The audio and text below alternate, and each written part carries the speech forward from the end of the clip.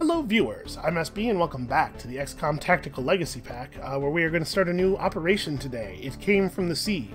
We don't know what it is, but I'm going to guess it's like some kind of terror, you know, from the deep. So, yeah, we have a Templar, a Ranger, a Sharpshooter, and a Specialist for this mission. I'm noticing that they did not give me a Grenadier. Not super happy about that. You've seen how explosives-based my playstyle is, but a Templar is a fun unit. Let's get in here. We're going to play on Nightmare, of course. I don't know about you, but from where I'm sitting, things are just looking a little grim out there today, folks. I'm not sure what it is, I just can't seem to get my juices flowing like they used to. Ew. I was all excited to try this old folk remedy I heard about. They don't know it right up here. until I realized the secret ingredient was something you had to dig out of one of those snake chicks running around out there. Now, don't get me wrong. If I thought I could catch one, I would have at least tried. I've been working with a few local operators, helping people out on the fringes wherever we could. In this case, we were following up on some rumors about the aliens hitting a town out on the coast. We just figured Advent was finally getting down to the stragglers. Okay. So, I'll be honest with you. I get some, I'm getting some creepy vibes here. There are not a lot of missions in the games that take place on docks, but I have a very vivid memory of the Newfoundland mission from the first of the new XCOM games, where just like waves of chrysalids are pouring down the docks at you and like jumping out of these big fish and stuff. So let us proceed cautiously. There's a big part of this, right, is about celebrating the new XCOM games. So this is probably an intentional visual reference. It's probably supposed to make people who have played the first game feel a little bit nervous. So let's not go down onto the docks right away. The corner of the map is over here. I'd like to usually try to move up along one wall first. Let's move up along this wall. We can take a raised position and let's get our sniper up on top of something. Where's that sharpshooter? Here we go. So notice we're back at the base tech level. I'm assuming that it's going to be the same thing for all four of the campaigns, where we start at a very low tech level and then it moves us through all of the tech tree over the course of the 7 missions, which is a pretty fun pace to get upgrades. It's a neat thing. I'm enjoying this. Let's just post up, right? Like, so we're in concealment. We didn't see concealment at all during the last campaign, but basically, while we're in concealment, we can see Advent units without provoking a reaction from them, so it's way safer to do, like, double moves and stuff when you're in concealment. I'm just gonna get a good position here. We'll figure things out. Let's see if we have noticed any enemies from up here. Oh, there's some guys inside the building. That's a pretty hefty pack, too.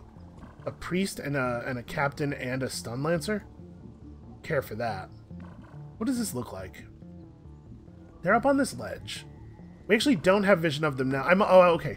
I think I briefly had vision of them during the climb. The sniper could see in the window. So we need to set up in here. So we could, if we sprint through the door, and anything you do that makes a lot of noise will end your concealment. All of your soldiers become unconcealed together. We may eventually get access to some skills that let individual soldiers have concealment, but right now this is a squad level thing. If anybody's noticed, everybody's noticed. So, we need to, like, open doors carefully rather than sprinting through them. Try not to path through any big windows. Although you do know how Bradford loves to path through a window. As you can see here, this is the detection area of the enemies. If we step on any of these squares, they'll see us. If we take cover and they move toward us, such that their detection squares are on top of us, they won't see us until they're in a position where they would normally have a flanking bonus. So if we just take up some positions now where we're protected from them by some objects, we can definitely maintain our stealth. And then maybe we can launch a big ambush against them on the next turn. We'll see.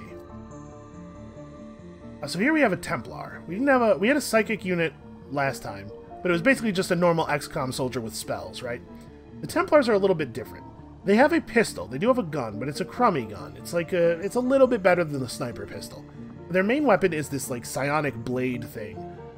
If we attack with psionic blades, the melee attack cannot miss, and if we get a kill with it, it generates a point of focus, which is then used to increase the damage of our melee attack, and also to power some other psionic stuff. Like we have this chain lightning attack that you can only cast if you have focus.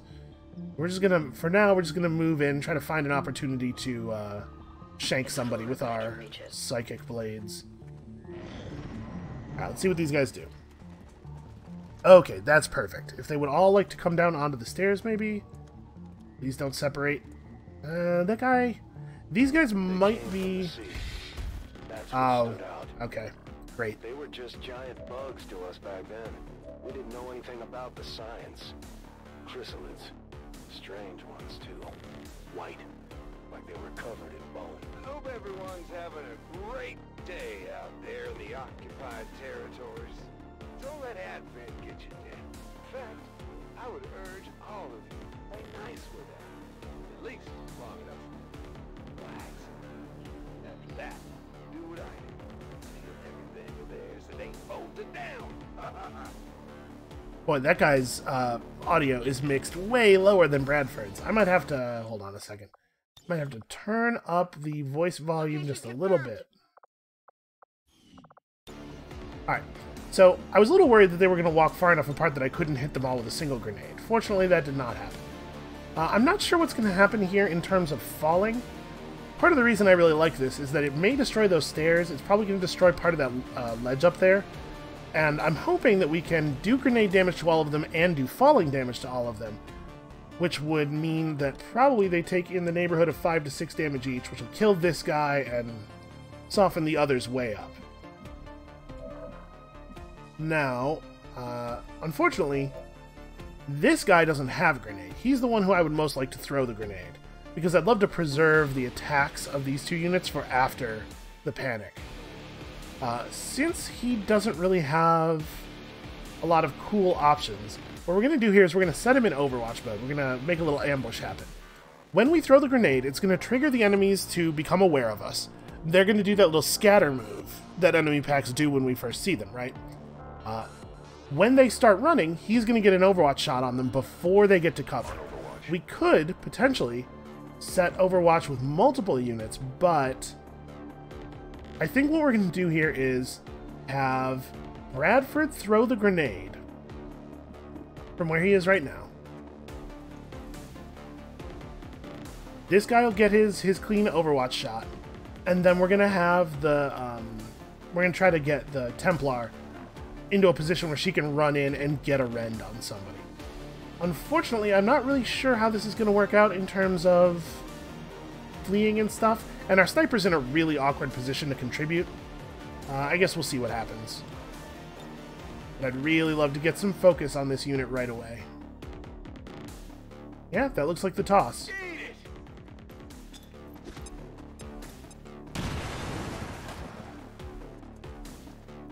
Okay, the stairs were not destroyed. It looks like the Stun Lancer did fall, though. So he will have taken some additional damage. He misses his Overwatch. That really sucks. Like that, that Stun Lancer ran through a fire on his way out the door, which is actually pretty cool for us. Because he's just going to burn to death at the beginning of his turn without actually being a threat. Unfortunately, he's the only unit the Sharpshooter can see. I can move down to here, and I still won't be able to see that other guy. I can move down to here, and we can take a flanking pistol shot on that dude. But I don't know exactly where that chrysalid is, and I'm a little terrified about that. Well, I could just have you run out here and take this guy on. We don't have to worry about the flank from this guy, because he's going to burn to death at the beginning of his turn. Where did the normal soldier go? Oh, he's up here. Okay, so she'll have good cover from him. Yeah, alright, I like that. Let's have you get that shot, and then I can have you drop down to here and take a pistol pot shot at this guy, which might actually be lethal. Alright, so yeah, you just take the full cover here. Okay. That's like a moderately cool thing to yell as you run over to cut somebody in half. So, she's got a point of focus now. It's a very important resource. Oh, and she has momentum! Right, she gets to move if she hits the rend. She can only use this action to move. But honestly, the position she's in is pretty strong. I guess I'm a little afraid of the chrysalid over here, but I think it was like right there, right? I don't think it can move far enough to hit her. I think she's where we want her to be. Right, so let's have you drop down here. We're just going to take a pistol pot shot at that normal soldier See if we can't get lucky. Oof, 41. The thing is, this is guaranteed not to be lethal. But if we took this now, we're more likely to get this guy in one shot on the next turn. Although probably Bradford's going to be the one who finishes him off. I think this guy's under control. Let's just flip the coin and see if we get lucky here. I don't want to spend our grenade just yet. Yeah. Okay, that's what we would expect to happen. You are not going anywhere, so we just need to hit end turn here. The guy burns to death, which is awesome. I'm so glad he ran through that fire on his way to cover. Okay, this guy's going to do some psionic stuff, probably. He's getting Bradford. That's unfortunate.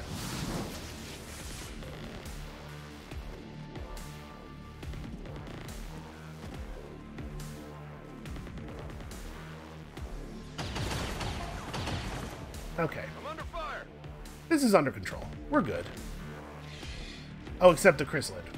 Alright, but it's taking kind of a wide route around to us. Transmissions. We didn't know what to make of it. It sure as hell wasn't Advent, and no one in the Resistance was stupid enough to leave the aliens with a signal to follow.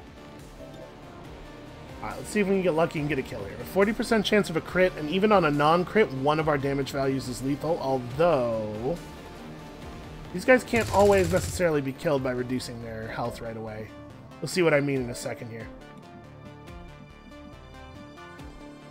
I could try to move to a position where I have a better pistol shot. Actually, you can probably just reach him, right? And then we can worry about this guy with the sniper. My thinking is that we're going to run over here and hit this guy, and we may see one of the most annoying things that any Advent unit does. Yeah, you see he didn't die. So, these guys sometimes have the ability to stasis themselves upon death. A very, very annoying thing. I would love to get to a position where I am a little bit more relevant to combat, but let's worry about this guy first. The pistol shot at this range has a 98% chance to hit. I think that's probably good enough. Target eliminated. Alright, we gotta come up with a plan for the chrysalid for sure. So, this guy's going to unstasis at the beginning of his turn, and then he's going to get to do stuff. And I would like to be in a position where he can't easily just, like, shoot me. I comply. He does have a gun. The psionic units usually like to do psionic stuff. They do not use their guns that often, but if you offer them a good flank shot, they would usually take it. Bradford's out of stasis.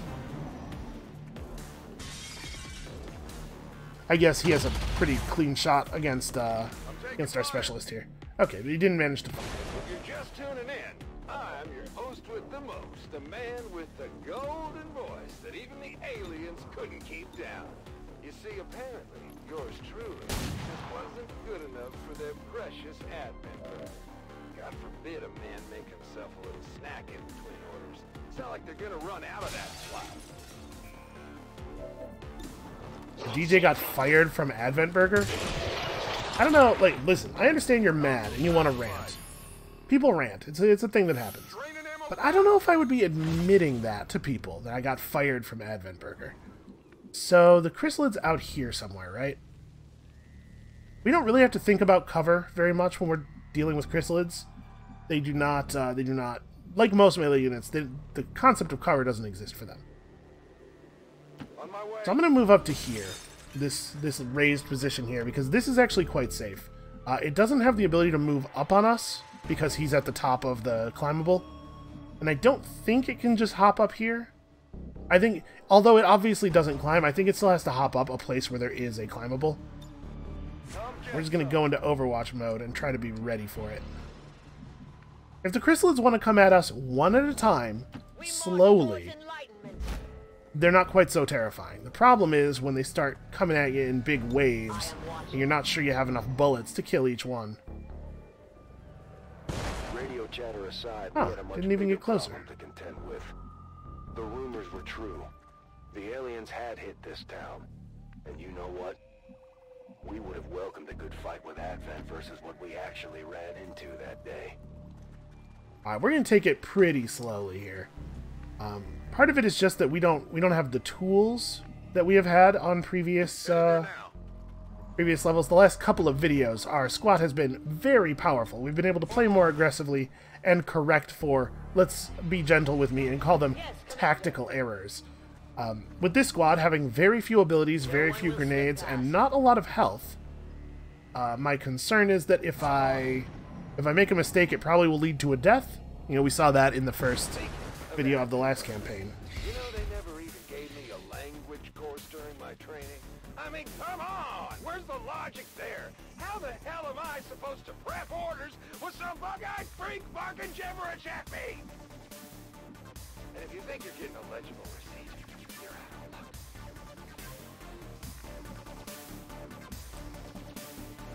of luck. So we know there's a chrysalid over here somewhere, but we don't know where, and it's terrifying.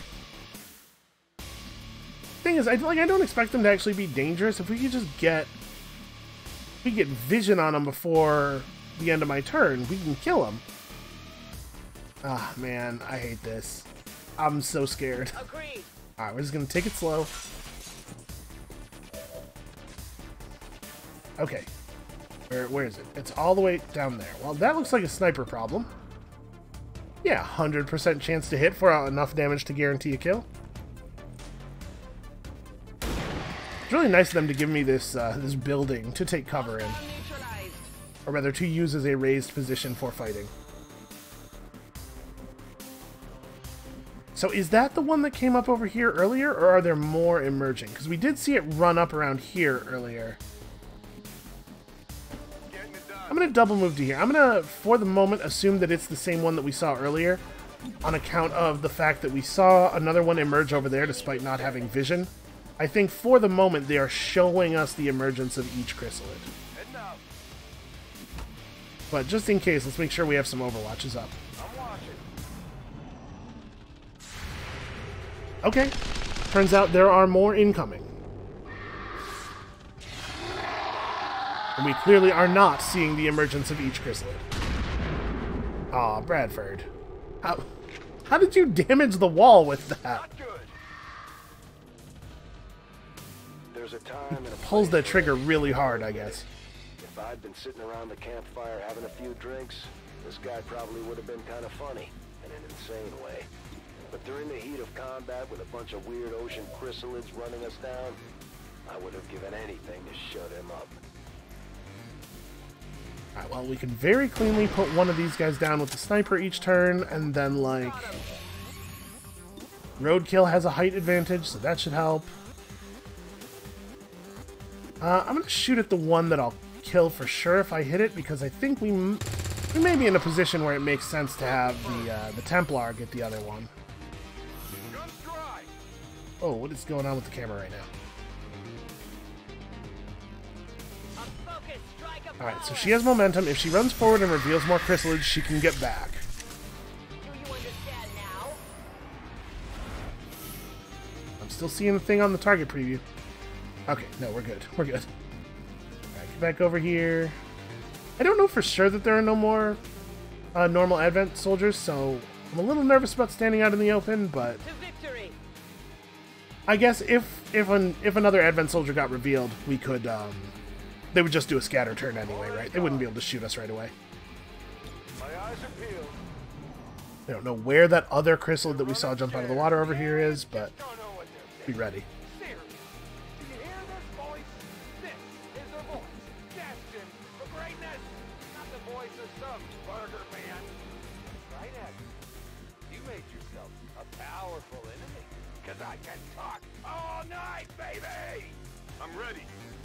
That guy's defining powerful in a pretty non-standard way, I think. The path is clear.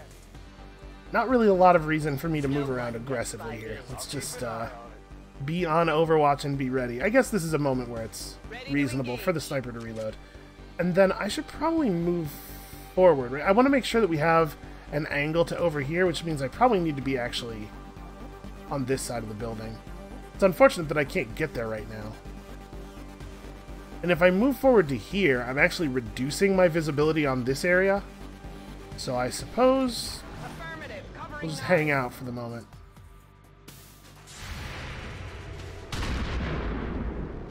Wow, that... He really can just barely see that. spent the last 10 minutes babbling about hamburgers while we were out there watching people mutate into chrysalids from all the poison. Honestly, one of the worst things I've ever seen.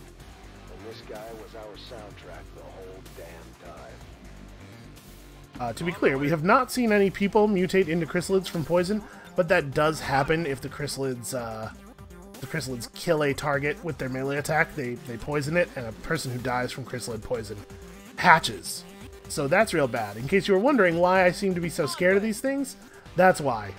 Chrysalids are not really that big of a deal if you're careful, but if you make a single mistake, it has a way of cascading into a very massive failure. Alright, good try. Listen, this isn't what you're for. This is not what you're supposed to be good at.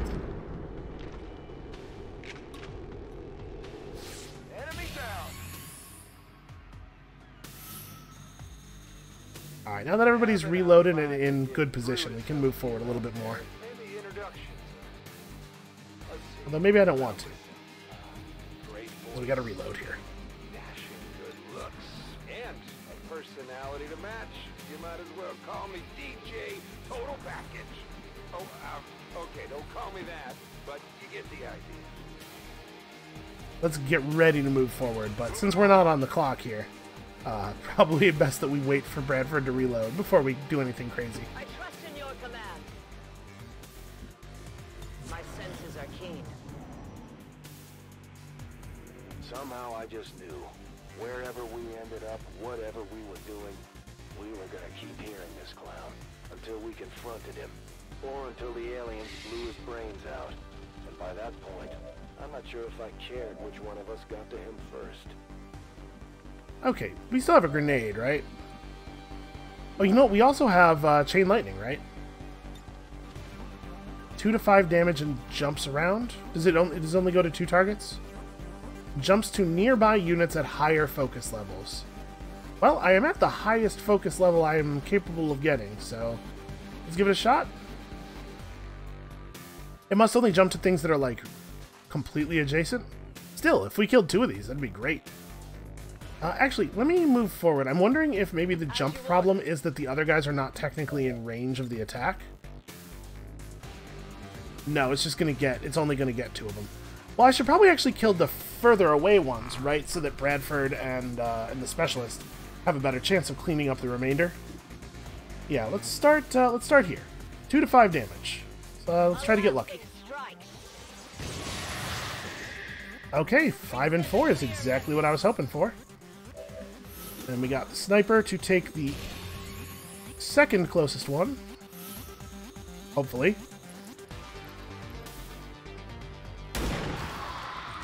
This hasn't been so bad. We've even managed to keep a civilian alive over here. Not like on purpose, it just sort of happened. I wasn't trying to do it, but it's good that they're not dead.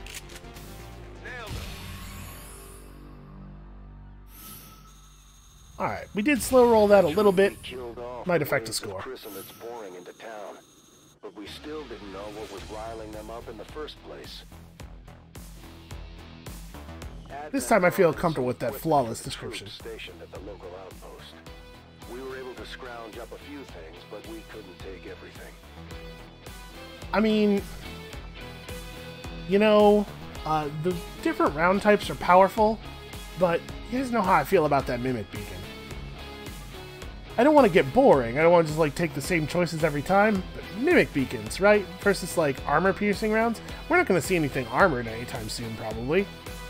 The Talon rounds for the Ranger are interesting because the Talon rounds increase your crit chance and are particularly effective at close range, which, obviously, Ranger is trying to be. And the blue screen rounds that the Specialist can get are particularly effective against robotic enemies. I think we want to go Mimic Beacon. Like, it's so powerful. The Skulljack and the Battle Scanner have limited value, but not zero value, especially if we're going to be seeing more chrysalids. A Battle Scanner can be really useful. Yeah, let's go this way. Blade Storm parry allows the Templar to block one attack if they hit with Rend on their turn. I don't think they even have to kill anything. I think you just gotta hit with it. So that makes it way safer to run up on people and hit them with the blades. I don't know what Amplify does. It's a debuff that increases the amount of damage an enemy takes. A sharpshooter has the ability to return fire with their pistol once per turn for free when they get shot at. Not something that happens that often. Medical protocol. Oh, and we picked up a skirmisher. Oh man, I love the skirmisher. Okay, I'm excited about this. Not a lot of metal progress there, and the tiers are a little tougher on this one. If the chrysalids were moving underwater, every town, camp, and settlement along the coast was at risk of the same fate as that last one. We decided to keep moving. If nothing else, we could try and warn people before the next attack. And wouldn't you know it? The further we got, the stronger the signal from the new self-proclaimed King of the Airwaves. Part of me was almost hoping Advent would drown him out with some soothing propaganda of their own. But he had really jammed up their frequencies somehow. There was a cold snap moving in. The wind coming off the water was brutal. I only remember because when we got to the camp, it was burning. And the heat was a welcome change despite knowing what it meant for the locals. So this is going to be a little tricky. Rescuing the civilians is going to have a higher priority here, especially if we're talking about a lot of chrysalids, because of the fact that chrysalid attacks can cause more units to spawn out of civilians. This is going to be a place where there's a big difference between rescuing civilians and leaving them alive until we kill all the enemies. Also, this really sucks. The sniper is standing in a position where she's blocking everybody, so she has to move before we can move anybody else forward, which means she's not going to get to shoot at any chrysalids that we see this turn. We can't just go around. I guess, okay, we can have Lobo here jump over this thing, and that'll open this up as a path for everybody. I move. So skirmishers have a really cool, like, wrist-mounted... Oh, hey. Hey, guys. I'm pretty sure that the chrysalids are not wild animals in the sense that they will work with Advent rather than fighting them, which is a real shame. But anyway, the skirmishers have a wrist-mounted grappling hook thing that allows them to grapple and also allows them to grab enemies and pull them in like Scorpion from Mortal Kombat, which is pretty cool. Unfortunately, this is a pretty tough pack, and we don't really, I think, have time to screw around with them. Oh man, I really wish I could throw this grenade just a little bit further. Alright, obviously, the flamethrower is a high priority target. I'm being flanked by a stun lancer right now too. Ugh. Alright, if I did my grappling hook, I could grapple up to here. I'd have a much better grenade from here, and I'd actually have cover against all of them. But it's also a forward move that's pretty dangerous. Grapple all the way up here. If I grapple to here, my grenade's actually going to be worse. And we're still revealing territory. Man, I'm concerned. I'm very concerned that the position I'm in now is non-viable. What's the marksman got? Is anybody just like... No, nobody's in the open. I really do want to reduce the effectiveness of their cover before taking other actions. Alright, I'm gonna... This is dangerous, but I'm gonna do it. If we pull more enemies, we'll figure it out. We have a mimic beacon. Okay, so I got some pretty clean shots now. It's also worth noting that skirmishers can fire twice in a turn. Their shot does not end their turn. So you can shoot and then move, or shoot and then throw a grenade. In this situation, we didn't really have that option, obviously, because it was her first move. And when fired upon, gain 1 extra action on the next turn, triggers once per mission. This is not a very good skill, in my opinion, but it might actually go off this time, so that's cool. What I'd really love to do is pull the structure out from under this guy while also doing some damage. Like if I shoot right here, I'm going to blow up a civilian if I do that. That civilian really is in just the worst possible place. Okay, hold on. This might work. It's a little hard to see what's going on with the smoke. This will destroy a portion of that wall. It might open up the cover of the officer while destroying this guy. You know, this is probably more effective, though. Plus, if the combination of the explosion and the fall damage kills the purifier, he might explode and then maybe do some more work for us. The fall only did 2 damage, so he has 1 health left. And we actually we still don't have a clean shot on the Advent Trooper here, because this part of the wall that he's still behind is providing good cover. Okay, this is a problem. Well, I could move her forward with the intention of... we're not going to be able to get far enough forward to do anything here. This is very unfortunate. A double move doesn't get me on top of anybody. That guy's got some, like, pretty okay cover there with the tree, so we're going to have a hard time even destroying that. We run Bradford up to here. We're having to do a lot of awkward moves because of the sniper's position.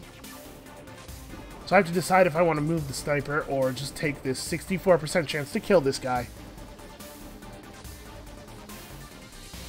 Yeah, I'm going to go for this. Better than a coin flip chance of removing a target. If everybody else's moves are a little awkward, then, you know, that's not the end of the world. Alright, so I'm going to move to... I'm not going to have vision of the Purifier from here, it looks like, which really sucks. Although I guess I don't actually know that, because we can't see the Purifier, so I can't tell whether I'll have vision or not. Let's move up to here and try to get this guy. Okay. No, I haven't. See if we can put him away. My hope was that explosion would be large enough to do some more structural damage over here, like open the walls up or something. Well, I mean, I guess it's good that didn't happen, because it probably would have killed the civilian, but also I'm still sad in a lot of ways. So if we put Bradford farthest forward, it's likely that the Stun Lancer will run over and attack Bradford, which will lead to a free Bladestorm strike. So I think I'm going to put him in this position where he is flanked on purpose. Because I think the Stun Lancer will not shoot at us. I think he'll try to run over in melee.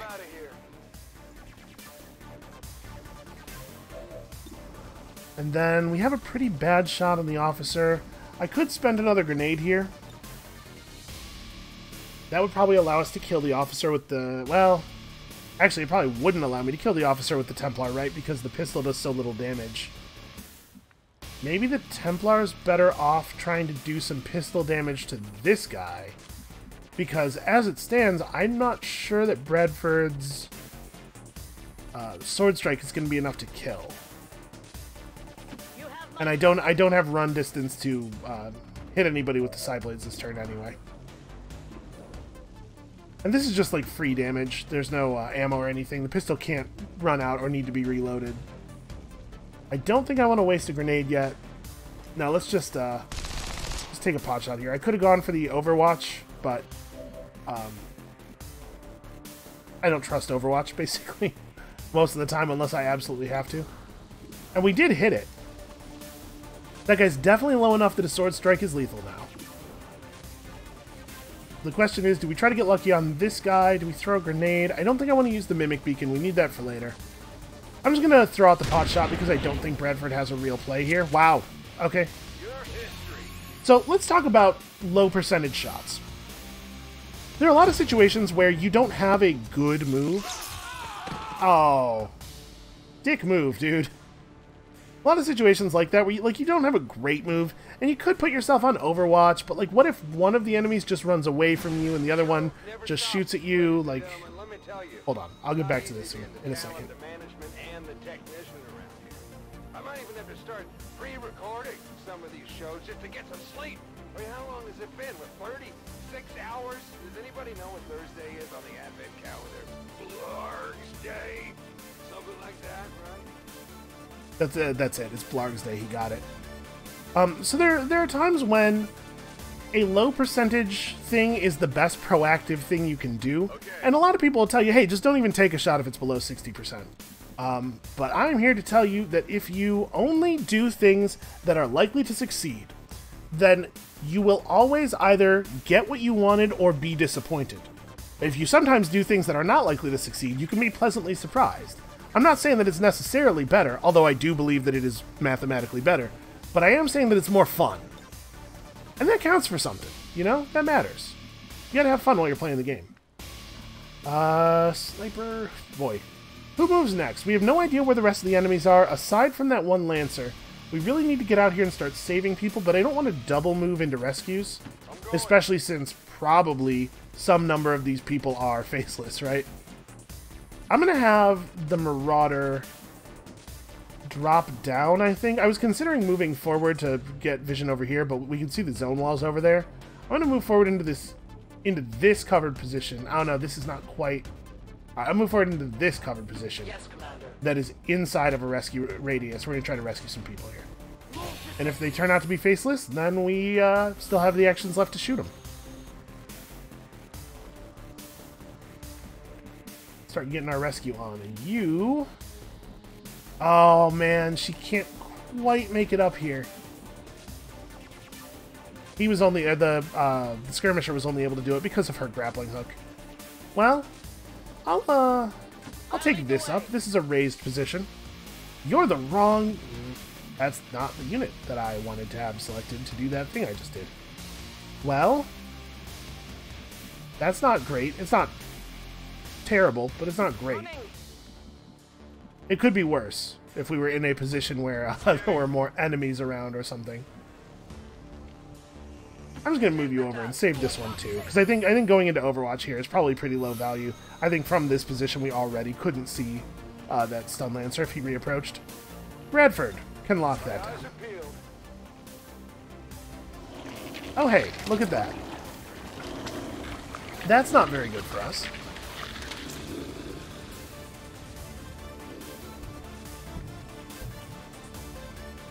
The good news is, if it runs forward on Bradford, there is a non-zero chance that he could... Oh, come on, hit it for 4. Aw. There's a non-zero chance that he could kill it between the Overwatch shot and the Blade Storm.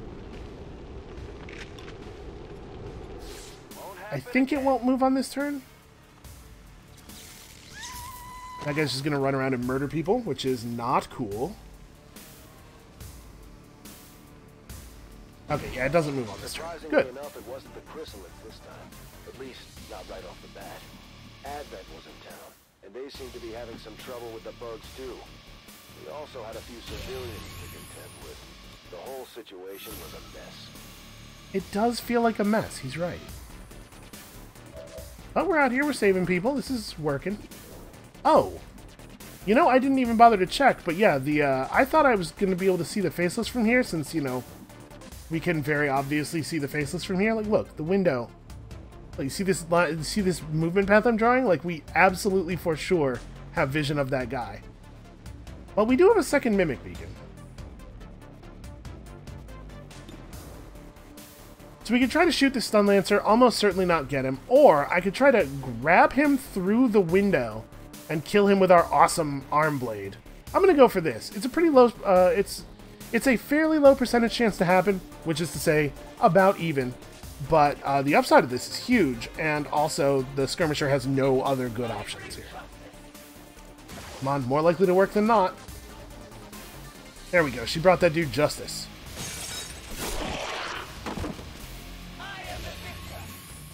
You know, the really impressive part of that is that she somehow managed to grab him through that window with her thing without breaking the glass.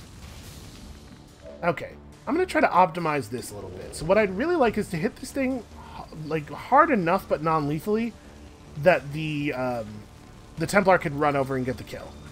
So I'm not going to shoot with Bradford because I think there's too high of a chance of Bradford just killing it outright. That's a shame though. Because now we're not guaranteed the hit. All I needed was 4 damage there to be guaranteed the kill. Well, I guess let's go for it and see if we get lucky. If Bradford shoots it now, he's almost certainly going to kill it. We might get lucky and get the kill here for the focus. And if we don't, then Bradford finishes it off. But it's annoying that that worked out as poorly as it did. Okay, we got the 5 damage. Everything's fine. Got a little bit of focus now. We can shoot lightning at people if we have to. And also some momentum. So let's just take a cover position. Do we see...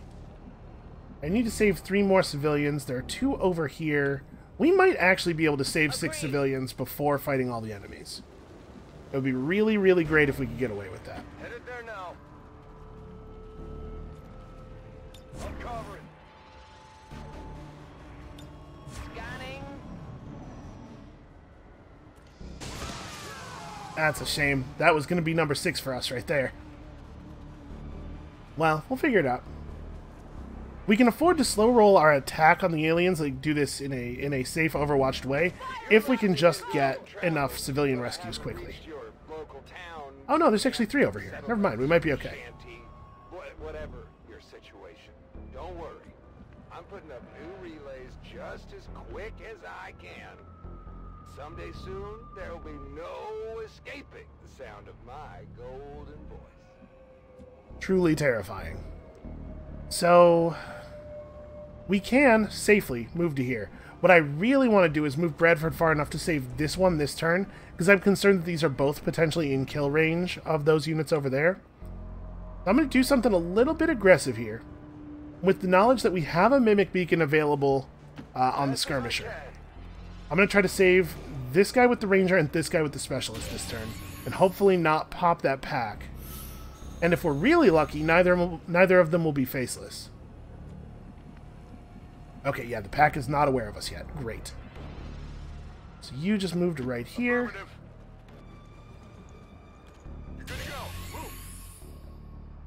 Okay, we might be cool, because there's no way for them to engage it with this civilian without engaging with us first. Templar needs to be forward, but not too forward. Because obviously we'd love to be in melee range. Man, that's tough. I think you probably are just going to do the obvious thing in Overwatch. I'm going to have the Skirmisher double move to... Oh, there really are not a lot of good positions here. I don't think it's safe to move to here. Like, we're definitely going to reveal them if we do that. And we could probably just grapple up to these positions next turn anyway. Are there any civilians over here that I missed by any chance? It doesn't look like it. Okay. So yeah, the Skirmisher doesn't really have a lot of strong plays this turn. Move to here. I'm fairly confident this won't be a reveal.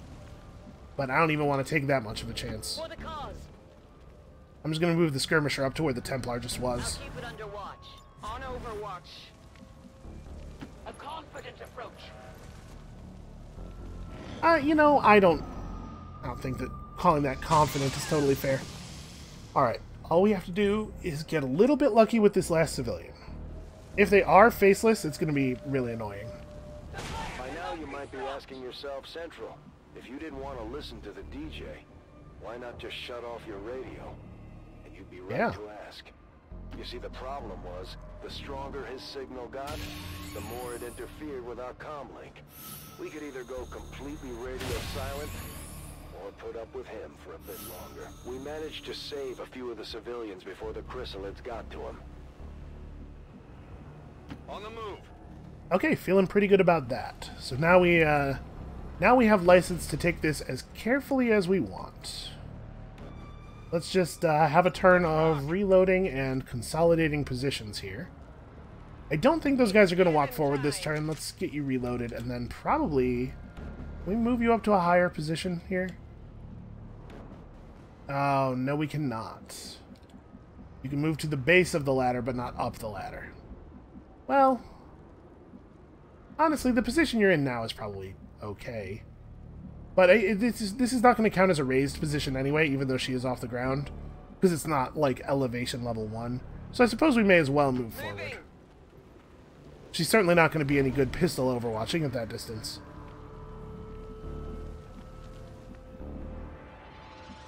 They're right there. This is probably safe. I'm going to do this. Attacking on sight. And if that's safe, then this is safe. Clear. My senses are keen. I'm on it. The enemy approaches.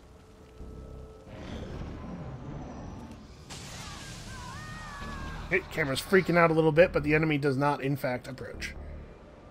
Alright, so we got a big robot. Sorry, we got a small robot relative. Oh, also that. Does anyone else notice a sudden uptick in big, mean alien bugs running around? Nasty white ones with razor-sharp talons? No? Yeah, I mean, that'd be crazy, right? No, I'm probably just seeing things. That's, yeah. Well, keep your eyes peeled just in case, though. Okay? That's annoying. Alright, I'm gonna jump to here. This might pop this pack, but I think we're ready to go even though we have an enemy up right now. And if this doesn't pop the pack, then we get this guy for free. Okay, let's do it. So, that was not an action. Remember, the grappling hook is not a move action. So, we can fire the gun once and still throw the mimic beacon. I think I'm going to shoot this guy in hopes of dropping him. We could try to put a little bit of damage on somebody else. That might be... that might be better. I guess if I don't kill this guy, then we can use the specialist to finish it off. Yeah, I'm just going to shoot him. Show me 4 damage. Alright, well, unfortunate. Definitely want to finish the turn with the mimic beacon here, although it's not letting me do stuff. There we go. Took a minute to finish loading the... I don't even know what. Just throw the mimic beacon out here where it is obvious to all the enemies and they can be distracted by it. Let's see, amplify, okay, does indeed cause enemies to take extra damage. That's fine, it's not terribly exciting. Is Bradford going to be able to get close enough to shoot people? Yeah, not like in a super effective way probably, but he's not going to be close enough to throw a grenade at that guy either, but I can maybe toss a grenade on that guy? I can't even get close enough to sprint over and sword him either. So, let's see. I can hit the robot and maybe hit him pretty hard even through the armor. Obviously, it would be better if we could get some of his armor off first, but I don't really think that's an option. Closing on target position now. Have this guy move forward and see if he can't finish off the chrysalid. It would be best if the chrysalid was not there to take any health off of the mimic beacon. The mission narration was talking like the chrysalids and the Advent are not actually working together. Like the chrysalids might pose a threat to them, but given his position, it's a really unpredictable factor. Do I want to take this rather than shooting at the robot and getting 2 of my damage negated? There's a 20% crit chance here too. That might be the right play, actually. If we could just get the grenade all the way over to hit this guy, I might do that instead, but since the best I can do is blow up his cover, which will still leave the cover, like the husk of the car will still be there, and it won't actually kill him, I think I'd rather just take a pot shot here. Bradford's got full ammo. Okay. And sometimes, if you make the low percentage play, you get lucky. Okay, this is bad. This is a bad position for the thing that is currently happening. It's just the 2 of them left. Okay. So I could run over and rend that guy. Obviously, that's not a great play. The other thing I could do is run over and throw a grenade at him to remove a bunch of his armor. That feels a lot better. We're not going to be able to take optimal advantage of it this turn, but strip the armor now so that we can kill him next turn seems pretty alright. Can I also... I can't get the grenade quite deep enough to kill the purifier, or to hit the purifier, but I can maybe blow up the sandbags he's standing in front, or he's crouching behind. I don't know if a grenade's going to necessarily remove those. Okay, we got 1 armor off of him, and I still, like... Over here, we just have garbage shot against sectoid versus moving up. So we could take the low percentage chance and try to get lucky. Part of the problem with that is that I don't care about that sectoid very much. If we move up like this, I have a much better play available to me next turn. I think I'm just going to do that. I'm just going to double move. We're going to let the mimic beacon cover our approach. And I'm hoping that the robot goes early in their turn because I don't want them to kill the mimic beacon before the robot's turn. Okay, good.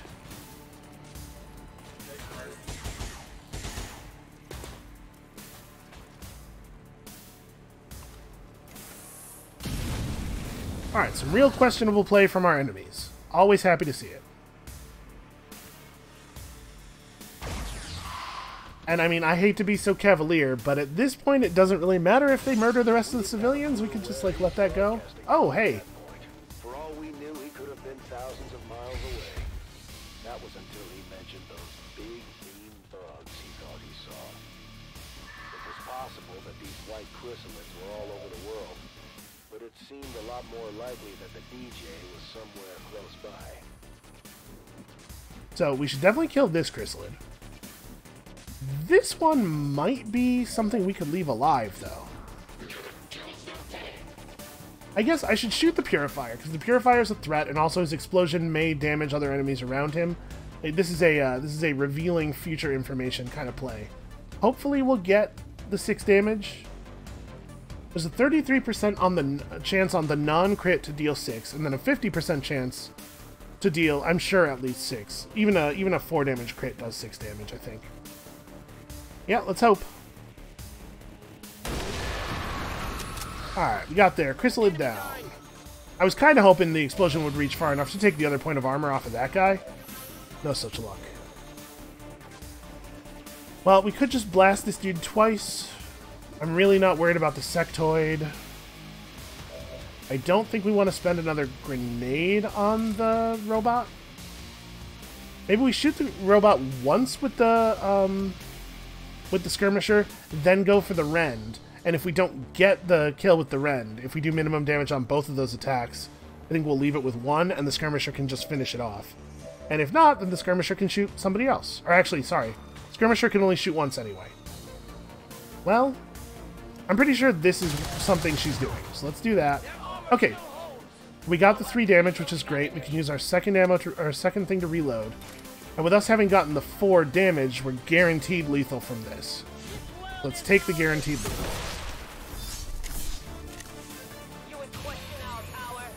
In fact, they both did max damage, so our luck is holding. Okay, definitely want to move up to a more aggressive position here, and then, like, Bradford trivially has the kill on this thing. Tell your friends who sent you. And then he's openly taunting a dead chrysalid, which can't understand what he's saying for just, like, a whole raft of reasons.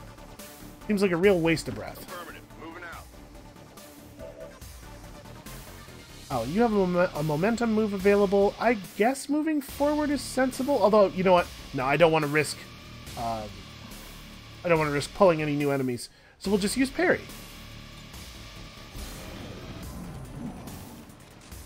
Not that I think that's going to be relevant, especially since parry does not work on psionic abilities, as far as I'm aware. Oh, he made a zombie. He reanimated the chrysalid. No, he reanimated the Purifier? I don't know, it looks like he reanimated empty air there, but obviously that's not what is intended to be happening. Man, this is a good rock. We should get over here and take cover behind this. I've already paid a visit to your town. You might have noticed one of my relays and a bunch of other equipment rigged up nearby. Do me a favor, will you? Don't touch it! Might look like a bunch of cobbled together junk, but it's my junk. Oh no, not that junk. Kinda keeps the show on the road. Yeah, I don't care for this radio DJ guy. He needs to stop talking. Well, so we're guaranteed a kill here. You can see full focus rends are super good. And this guy has melee vulnerability as well. Yeah, I think we should probably do this. It's going to pull the other pack, but I think we're ready for that. And killing the sectoid will kill the zombie too. So it's this is a 2-for-1. You will pay the price. A 100% guaranteed 2-for-1. Suffer as we have.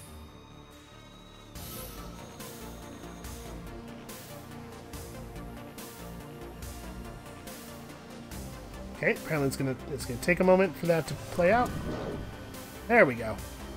He finally noticed. Listen, nobody said mutons were quick on the draw. So we do have a mimic beacon left. I think we should probably employ it just because, like, there's no reason not to, right? We could try to kill the muton right now, but also, I could use the exercise. like, why do it the dangerous way? Let's just throw the mimic beacon out here. We'll figure this out.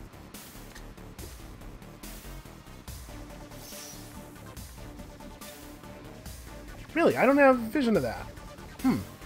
That's inconvenient. Well, I guess this is the turn where I can just move up.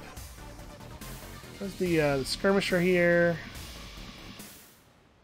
As you command.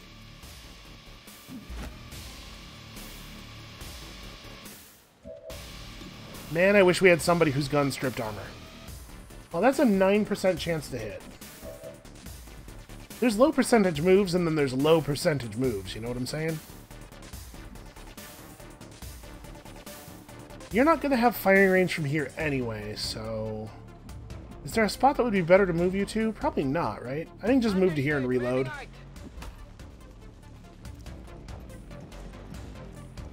Probably we are not going to fire this gun enough times over the course of the rest of the mission for this reload to be relevant. So I guess maybe we could throw the battle scanner out? But I mean, the battle scanner's not doing anything for us. This is probably the last pack on the mission.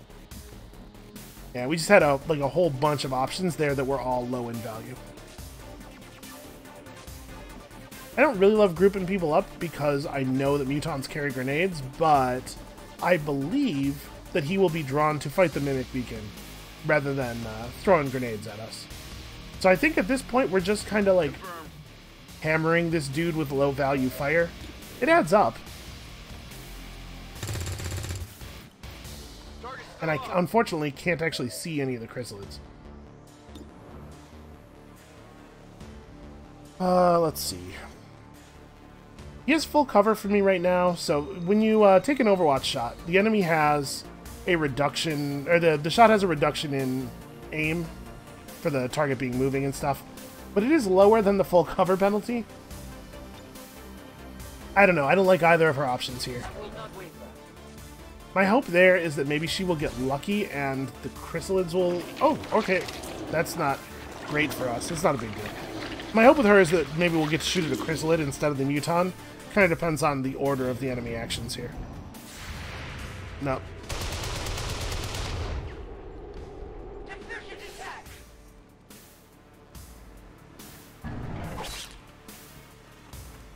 Okay, that was non-lethal, so he could eat a chrysalid attack, or actually they don't even have range on him. That's not great for us, though.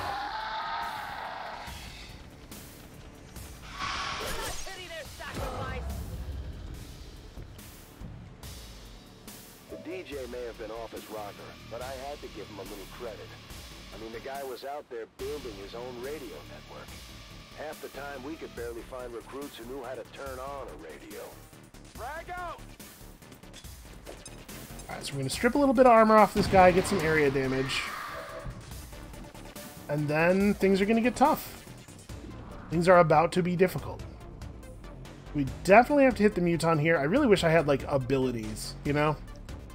I'm going to rely entirely on just, like, press 1 and fire. Very risky. Show me a crit. Okay, that's a crit. It hit the plate. Yeah, it's my bad. I wasn't more specific.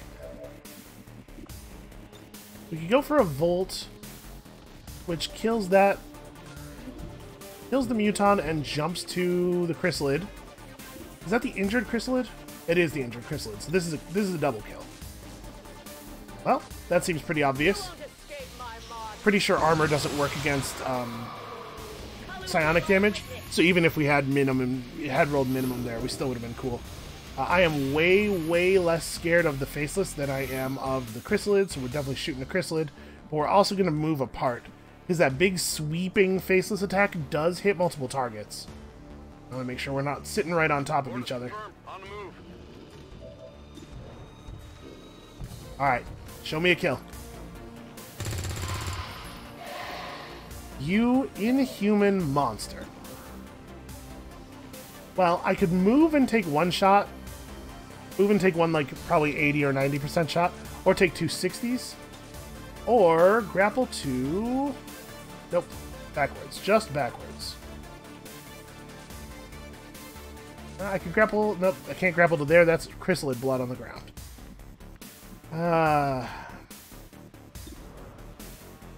So, two 60% shots. The chance of both of those missing is... what, 40% of 40%? Do I think that's better than the shot I would get from up here? It actually might be. And not moving up means I'm not provoking a second shot from the Faceless. Or, yeah, a second hit from the Faceless. I think I'm going to go for the double tap here. I did nothing. Yeah, that's true. You did do nothing. There we go. Alright, so there's one chrysalid left. There's this chrysalid cocoon thing that we got to deal with, though. The Faceless is probably going to get a free pass here because we just don't... We don't have enough bodies to fight him. Ooh, okay. There's heavy fire in this zone. Dangerous. Very, very scary.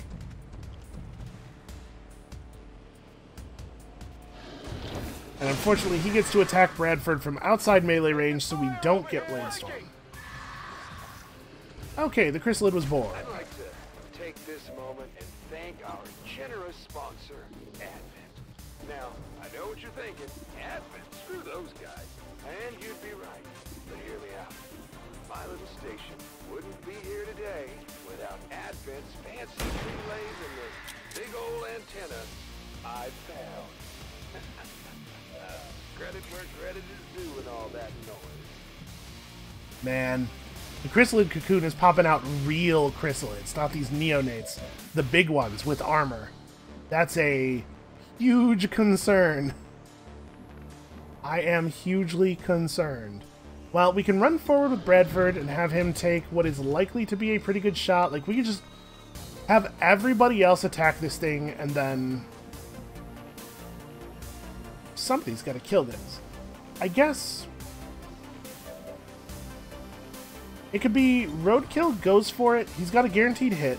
Maybe he gets the kill, and if he gets the kill, that's great. The Skirmisher can do other stuff.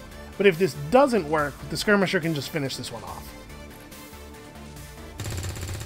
And that allows me to use my higher damage people against the cocoon. Okay, awesome. Yeah, the Skirmisher's probably just like reload and shoot at the Faceless. On my way. Okay, that's not a bad shot. Okay, the crit is extremely welcome. Running dry. Is that lethal? No, not you, sorry. You. You have it? No, you do not have it. However, I do think this is definitely right to do. Like, we gotta get rid of this thing. I'm fairly confident this is the last pack, so I'm not too worried about running forward and provoking anything. Okay, and she does get focus every time she runs, even if it's not lethal. Or no, she doesn't. Sorry, yeah, what we were seeing there was a notification that her rend damage was increased because of the focus. We'll just parry right here. Reload the gun, and it's almost not even worth shooting him, honestly, because of the fact that he has regen. I wonder if I'm better off just running forward to make sure I can help with the chrysalid, or... You know, he only has 2 points of regen, though. This is not nothing. It's low value, but it's not zero value.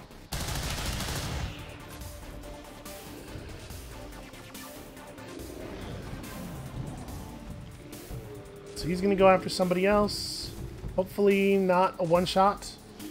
As long as he doesn't crit, I think this shouldn't be lethal. Oh, man. Okay. Our luck continues to hold. We actually came across one of the DJ's installations in that town. You wouldn't have guessed it was anything special from the looks of it, but it obviously worked. There were a few hints of alien technology, but nothing that seemed all that crazy. Okay, we got lucky a couple of times there.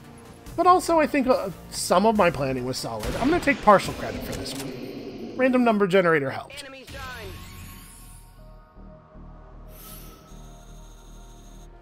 The chrysalids weren't too much of an issue for us, but we were only slightly closer to figuring out just what the hell was going on. We pulled some gear from the workshop we found set up by the radio tower. There was some decent stuff in there, so the choice of what to haul out wasn't easy. Okay, so the Ranger would replace his frag with a flashbang. EMP grenades are powerful. I know we didn't actually use the EMP grenade we had in the last campaign, but they have They do a considerable amount of damage to robots and also have a disabling effect, as you might imagine. And acid grenades are also really powerful. So as much as I would like to take the stat points here, and I'm always sad to replace a frag with something that doesn't explode, I think this might be the way to go. Flashbangs are pretty good anyway. Yeah, let's do this. So we'll talk about all of our cool new abilities next time. Yeah, there's some good stuff here, though. Lots of weapon upgrades. All right, let's see the mission narration for the next one, and then we'll pick up from there tomorrow. We made our way further up the coast by boat while chasing the DJ's signal. From what we pieced together, he had been building his own radio network across the territories that were still free from Advent control. Rigging stolen relays and antennas up and down the seaboard to get his message across. The enemy He managed to store something else up. Whether it was the frequency or something in the equipment itself, the chrysalids loved the sound of his voice. To them, Well, it I was suppose like the somebody DJ had to. had been ringing the dinner bell in every town he visited. Now that we had a working theory as to what was attracting the chrysalids, all we had to do was go in and destroy all the equipment the DJ had already installed. Sounds easy enough, right? Well, it wasn't. The closer we got, the more trouble we found. And we're going to actually find that trouble next time. That's going to be it for us for today. Thank you all so much for watching. Come back next time when we continue to fight an unending wave of horror movie monsters. And we'll see you then.